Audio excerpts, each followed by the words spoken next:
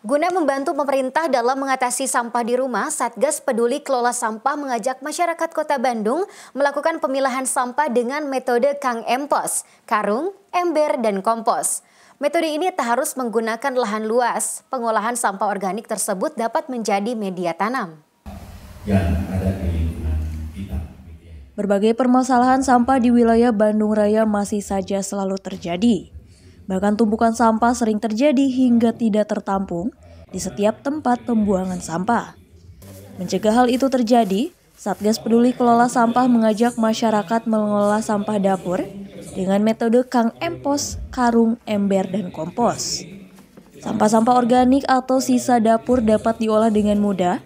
Ember kosong dilapisi karung kemudian diisi dengan media kompos.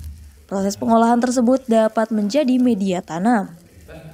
Tim Satgas Peduli Sampah sekaligus Ketua DPD PKS Kota Bandung Ahmad Rahmat Purnama mengatakan, pihaknya berharap dengan dibuatnya program tersebut, intinya dapat membantu permasalahan sampah di Kota Bandung. Pihaknya juga memberikan pelayanan gratis, yaitu pembuatan lubang biopori, penyemprotan bioaktivator, dan penyuluhan kepada masyarakat. Untuk tadi yang pertama kita programnya memberi pembuatan lubang biopori secara gratis, gitu ya. Kemudian yang kedua penyemprotan bioaktivator, dan yang ketiga adalah untuk edukasi pengelolaan sampah ini.